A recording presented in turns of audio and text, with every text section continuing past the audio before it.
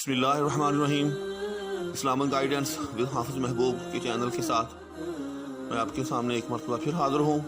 جیسا کہ آپ کو معلوم ہی ہے کہ تفسیر القرآن کا ایک سلسلہ جو ہے وہ شروع کیا جا چکا ہے، تو اس سلسلے کے اندر سورہ فاتحہ کی جو تفسیر ہے وہ آج کل کی جا رہی ہے۔ تو آئیں شروع کرتے ہیں۔ بسم اللہ الرحمن الرحیم۔ بسم اللہ الرحمن الرحیم کی تفسیر جو ہے وہ اس سے پہلے کی جا چکی ہے۔ اب ہم آگے بڑھتے ہیں۔ الحمدللہ رب العالمین، تمام تعریفیں اللہ کے لیے ہیں جو تمام جہانوں کا پالنے والا ہے۔ یہاں ال جو ہے یہ جنس کے لیے ہے۔ یہ تھوڑی سی عربی کی بات ہے، عام فہم اس کو کرتے ہوئے میں سمجھانے کی کوشش کرتا ہوں۔ یعنی ایوری کائنڈ آف پریز، آپ اس کو یوں سمجھ لیں، یعنی ہر قسم کی تعریف، چاہے وہ زبان سے کی جائے، چاہے وہ دل سے کی جائے، چاہے وہ اپنے ہمارے رویے سے کی جائے، چاہے وہ لکھ کر کی جائے، چاہے وہ نظم کی صورت کے اندر ہو، چاہے وہ نثر کی صورت میں اندر ہو، کسی بھی صورت میں کسی قسم کی بھی جو اصل تعریف ہے، جی ہاں، یعنی تعریف کا اصل حقدار جو ہے وہ اللہ۔ ہاں جی ہاں، ہم دنیا میں تعریفیں کرتے ہیں ایک دوسرے کی، لیکن بس وہ ایسے ہی ہے، اصل میں تو حقدار جو ہے اللہ ہے۔ جی ہاں، وہ کیوں؟ الہی رب العالمین، وہ اس لیے کہ وہ رب ہے تمام جہانوں کا۔ اب دیکھیں، ذرا غور کریں، سورج چڑھ رہا ہے، غروب ہو رہا ہے، کبھی کسی اور کو دیکھا ہے کہ وہ آج کل سورج کو طلوع کراتا ہو اور اس کو غروب کراتا ہو؟ چاند طلوع ہوتا ہے، غروب ہوتا ہے، بارش آسمان سے برستی ہے، زمین سے فصلیں اگتی ہیں، دریا بہتے ہیں، پھول کھلتے ہیں، نہ جانے اس کائنات کے اندر ہمیں کون کون سی جو ہے وہ رنگا رنگی نظر آ رہی ہے۔ تو کیا اس میں کبھی کسی کا حصہ دیکھا ہے؟ کبھی کسی نے آ کر جو ہے وہ سورج کا جو ہے بٹن آن کیا ہو، جس طرح سے ہم لوگ اپنے بلب کا بٹن آن کرتے ہیں، ٹھیک؟ یا کبھی کسی نے آ کر جس طرح سے ہم اپنی پانی کی ٹینکی جو ہے اس کا والو آن کرتے ہیں، کبھی کسی نے بادل کا جو ہے کوئی والو آن کیا ہو یا بادل آسمان پر چڑھایا ہو، ٹھیک؟ تو یہ ساری کی ساری جتنی اس کائنات کے اندر ہمیں چیزیں نظر آتی ہیں، یہ کائنات کے اندر ہمیں جتنے افعال نظر آتے ہیں، یہ سب کے سب افعال جو ہیں یہ کون ادا کرتا ہے؟ یہ اللہ کی ذات ادا کرتی ہے، یہ اللہ کے حکم سے ہوتے ہیں۔ تو جب ہر چیز اللہ کے حکم سے ہو رہی ہے تو پھر اس کائنات میں تعریف کا اصل حقدار بھی کون ہے؟ اللہ ہے۔ بلکہ اب میں اس کی، یہ تو میں نے ایک عمومی طور پر کہا، اب اگر اس کے لفظوں پہ غور کیا جائے، رب العالمین، ٹھیک؟ یہاں دو لفظ ہیں، رب اور عالمین۔ رب کا لفظ جو ہے یاد رکھیے گا، یہ تربیت سے نکلا ہے، یا یوں کہہ لیں آپ کہ رب سے تربیت نکلا ہے، ایک ہی بات ہے۔ تو یعنی درجہ بدرجہ، یعنی اس کے اندر ایک تدریج ہے، یعنی آہستہ آہستہ آہستہ آہستہ، جس طرح سے ہم کہتے ہیں نا کہ بچے کی تربیت کرنی ہے، تو اللہ تعالیٰ جو ہے تمام جہانوں کی تربیت کرنے والا ہے، یعنی ان کو تدریج کے ساتھ آہستہ آہستہ۔ آپ دیکھتے ہیں کہ ایک بیج ہم زمین کے اندر بوتے ہیں تو وہ یکا یک درخت نہیں بن جاتا، بلکہ وہ جو ہے سال ہا سال میں جوان ہوتا ہے۔ اسی طرح سے رحم کے اندر جب کوئی مادہ منویہ ڈالا جاتا ہے تو وہ بھی یکا یک جو ہے وہ کسی ہنستے بستے، مطلب یہ ہے کہ نومولود میں تبدیل نہیں ہوتا، بلکہ اس کے لیے بھی ایک عرصہ درکار ہوتا ہے۔ الغرض اللہ تعالیٰ کی ذات جو ہے اپنا کام جو ہے بڑی سسٹمیٹک انداز کے اندر ایک بڑے ایک خاص نظم و ضبط کے ساتھ جو ہے وہ اپنے کام جو ہے وہ کرتی ہے۔ تو اس لیے ہے رب العالمین۔ آگے عالمین کا لفظ، سبحان اللہ، اگر اس کی معنویت کے اوپر تو میں سمجھتا ہوں اگر ہم 1000 سال بھی جو ہے ہم بولتے رہے تو اس کی معنویت کا حق ادا نہیں ہو سکتا۔ عالمین یہ عالم کی جمع ہے۔ اچھا، یہاں ایک بات یاد رکھیں کہ ایک لفظ ہوتا ہے عالم، ایک ہوتا ہے عالم، دونوں میں فرق ہے۔ عالم کہتے ہیں جاننے والے کو، اور اس کی جمع عالمین ہو، یعنی لام کے نیچے زیر، ٹھیک؟ اور یہاں عالمین، یعنی لام پر زبر ہے تو یہ عالم کی جمع ہے۔ اور عالم اور عالم میں یہ فرق ہے کہ عالم کہتے ہیں جاننے والے کو اور عالم کہتے ہیں معلوم کو، یعنی جس کو جانا جائے۔ تو یہ عالم ہے، یعنی ایسی چیزیں جن کو ہم جانتے ہیں، یعنی معلوم۔ تو یہ فرق ملحوظ خاطر رہے، عالمین جو ہے یہ اور لفظ ہے، عالمین اور لفظ ہے۔ قرآن کریم میں ایک مقام پر جو ہے وہ عالمین بھی جو ہے استعمال ہے 21ویں پارے میں، ان فی ذلک لآیات للعالمین. تو عالمین کا مطلب ہے جاننے والے، جبکہ عالمین کا مطلب ہے کائنات.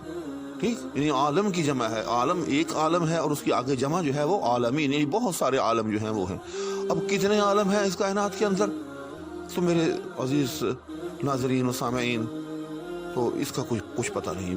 بعض مفسرین نے 40 کہا ہے، 40,000 تک بھی کہا ہے، 40 بھی 40,000 بھی، یعنی مختلف اس کے اندر جو ہے وہ عدد ہمیں تفاسیر کے اندر ملتے ہیں. لیکن سچی بات یہ ہے کہ اس کا کوئی احساس کر ہی نہیں سکتا. کیوں؟ عالم، جیسے اب ہمارے سامنے ایک عالم ہے، اس وقت ہم ایک عالم کو، ایک یونیورسٹی، ایک کائنات کو جانتے ہیں، جس کے اندر آپ دیکھتے ہیں کہ ایک نظام شمسی ہے، اس کے ارد گرد سیارے ہیں. ٹھیک، تو ہم اس کو ایک عالم کہیں گے. اچھا، بلکہ اگر ہم اس سے بھی نیچے آئیں تو پھر ہم جب زمین کو دیکھتے ہیں تو زمین ہمارے لیے ایک عالم ہے. ٹھیک، اچھا، اب اگر جو موجودہ سائنس ہے، جہاں تک اب اس نے ترقی کر لی ہے، تو اب تو یہ نظر آتا ہے کہ اگر ہم ایک ایٹم کو لے کر بیٹھ جائیں تو ایک ایٹم جو ہے وہ خود جو ہے ایک عالم ہے. جی ہاں، اس طرح سے یہ کائنات جو ہے، اس کے اندر ایک سورج ہے جس کو ہم نیوکلس مان سکتے ہیں، اور اس کے ارد گرد جو ہیں وہ سیارے ہیں جن کو ہم ایک طرح سے الیکٹران مان سکتے ہیں، جو اس کے گرد جو ہے وہ گردش کر رہے ہیں، اور ایک اس طرح سے یہ یونیورس یا ایک عالم جو ہے وہ تشکیل لیا جاتا ہے. بین ہی ایک ایٹم جو ہے اس کے اندر ایک جو نیوکلس ہے، تو وہ اگر اس کا جو ہے ایک طرح سے سن مانا جائے اور اس کے گرد جو ہے الیکٹران جو ہیں وہ اس کے جو ہے پلانٹس مانے جائیں، اس کے سیارے مانے جائیں، تو وہ ایک عالم ہے. ٹھیک، اور یہ ایک حقیقت ہے کہ اب تک ایٹم پر جتنی تحقیق ہو چکی ہے یا ہو رہی ہے، اس سے ایسا لگتا ہے کہ ہر ایٹم جو ہے وہ ایک عالم ہے. یقین جانیے کہ ہر ایٹم کے اندر اتنی پیچیدگیاں ہیں، اللہ تعالیٰ کی اتنی قدرتیں جو ہیں اس کے اندر جلوہ گر ہیں کہ ہر ایک ایٹم جو ہے وہ ایک عالم ہے. ٹھیک، اچھا، اس کے بعد چلے، یہ تو میں نے بہت ہی مطلب یہ کہ مائنیوٹ درجے پر بات کی. سائنس سے جو بات پروف ہو چکی ہے کہ اس کائنات کے اندر اتنی کہکشائیں ہیں. جی ہاں، ایک کہکشاں اس کو کہتے ہیں کہ جس کے اندر یہ ہمارے جو ہمیں نظر آ رہا ہے نظام شمسی، یعنی کئی ہزار نظام شمسی یا اس قسم کے ہوں تو تب مل کر جو ہے وہ ایک کہکشاں بنتی ہے. ٹھیک، تو اب یہ بات پروف ہو چکی ہے.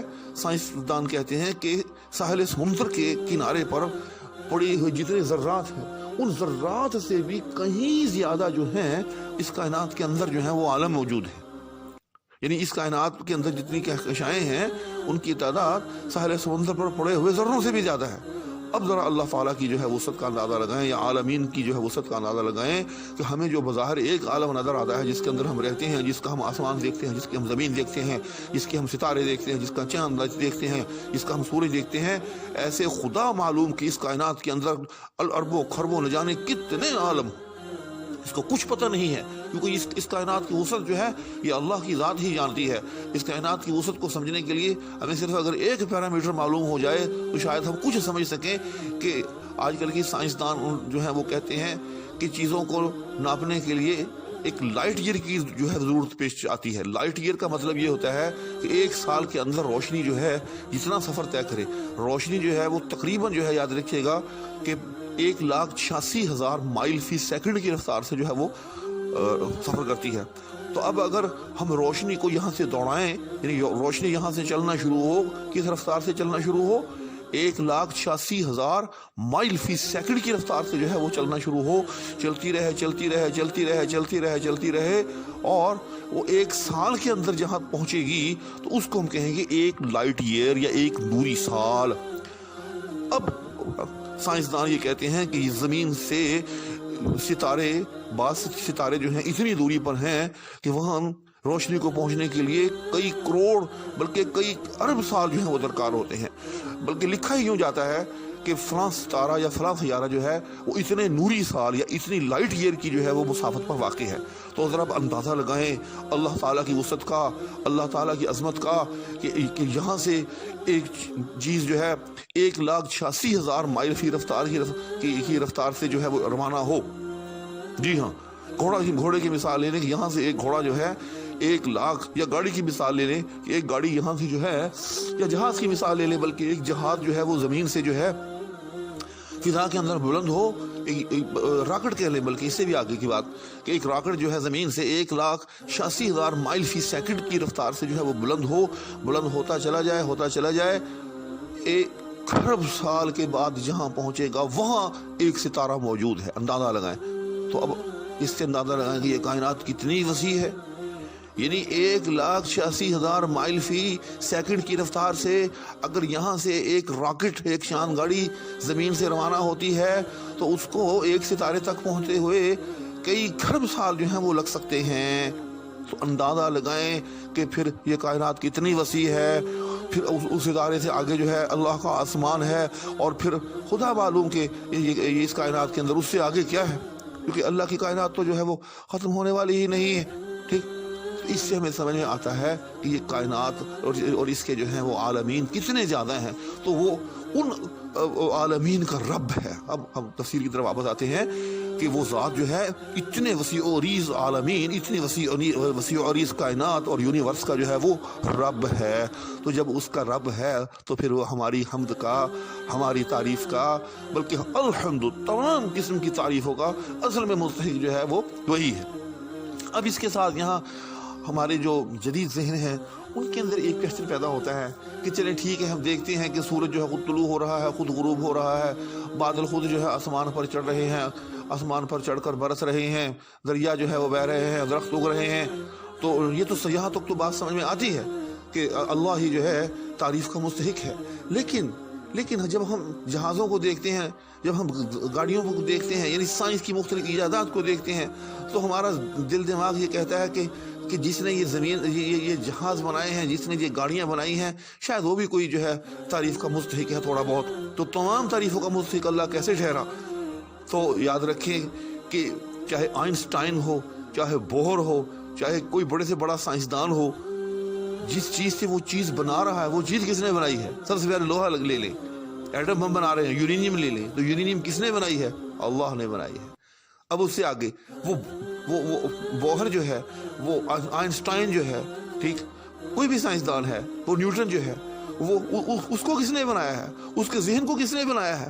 اگر اللہ چاہتا اس نیوٹن کے ذہن کے اندر ایک ہلکا سا ایک کروموسوم کے برابر جو ہے وہ فرق ڈال دیتا تو کیا وہ سوچ سکتا؟ بوہر کو، نیل آرمسٹرانگ کو، آئنسٹائن کو، نیوٹن کو یہ اتنی ذہانت کس نے دی ہے؟ ان کے دماغ ماں کے رحموں میں ان کے دماغ کس نے بنائے ہیں؟ چاہے نیوٹن ہو، چاہے کوئی بھی سائنسدان ہو، ماں کے پیٹ سے نکلا ہے نا، اس کا دماغ اللہ ہی نے بنایا ہے نا. اس کے سیلز کی جو تشکیل ہوئی ہے دماغ کے اندر وہ کس نے کی ہے؟ وہ اللہ ہی نے تو کی ہے. تو جب ذہن اللہ بنانے والا، ذہانت اللہ دینے والا، پھر اس ذہن کو برقرار رکھنے والا اللہ، ٹھیک، سوچنے کی قوت دینے والا اللہ، پھر جس چیز سے وہ چیز بن رہی ہے، چاہے وہ لوہا ہے، چاہے وہ نائلون ہے، چاہے وہ مٹی ہے، کچھ بھی ہے، وہ چیزیں بنانے والا کون؟ اللہ. تو میرے بھائیوں، پھر ہر قسم کی تعریف کا مستحق تو اللہ ہی ہے. اللہ کو ہم نکال دو تو پیچھے کیا رہ جاتا ہے؟ کچھ بھی نہیں. نہ تھا کچھ تو خدا تھا، کچھ نہ ہوتا تو خدا ہوتا، ڈبویا مجھ کو ہونے نے، نہ ہوتا میں تو کیا ہوتا. تو اللہ جو ہے تو اللہ ہی کی ذات ہے. اس کے اندر اصل فاعل علت العلل، یعنی تمام علتوں کے علل جو ہے، تمام مطلب یہ ہے کہ تم جتنی بھی اس کائنات کے اندر چیزیں ہوتی ہیں ان کی جو اصل ریزن ہے، ان کا جو اصل فاعل ہے، جو اصل جو ہے وہ ان کو انجام دینے والا جو ہے وہ اللہ ہی ہے. تو جب اس کائنات کے اندر ہر چیز کا مبدا، ہر چیز کی اصل اللہ کی ذات ہے، تو پھر ہر قسم کی جو پریز ہے، ہر قسم کی جو تعریف ہے، ہر قسم کی جو حمد ہے، ہر قسم کی جو ثنا ہے، اس کا مستحق بھی کون ہے؟ اللہ ہے. اللہ کے علاوہ کوئی جو ہے اس کا کوئی اور مستحق نہیں ہے. تو میں سمجھتا ہوں کہ یہ سلسلہ جو ہے اسی طرح سے آگے چلتا اور بڑھتا رہے گا. اس کے اندر ایک نشست، میں نے تو سوچا تھا کہ اس ایک نشست کے اندر جو ہے وہ میں سورہ فاتحہ کی جو ہے وہ مکمل تفسیر جو ہے وہ آپ کے سامنے پیش کروں گا، لیکن میرا خیال ہے کہ ایسا ممکن نہیں ہوگا. اس طرح سے جو ہے وہ کما حق کو بات نہیں کی جا سکے گی. میری آپ سے التماس ہے کہ آپ اس چینل کو جو ہے وہ سبسکرائب کر لیں، تاکہ آنے والی جو ہیں ویڈیوز جو ہیں ان کو بھی آپ دیکھ سکیں. تو انشاءاللہ تعالی اس جو ہے میٹنگ میں ہم نے الحمدللہ رب العالمین پر جو ہے کچھ روشنی ڈالی ہے. میں کچھ ہی کہوں گا، حق کہاں ادا ہو سکتا ہے. تو انشاءاللہ تعالی نیکسٹ ویڈیو کے اندر جو ہے ہم آگے بڑھیں گے اور الرحمن الرحیم تک، الرحمن الرحیم کی طرف جائیں گے. تو اس وقت تک اجازت دیجیے گا، اپنا خیال رکھیے گا. السلام علیکم.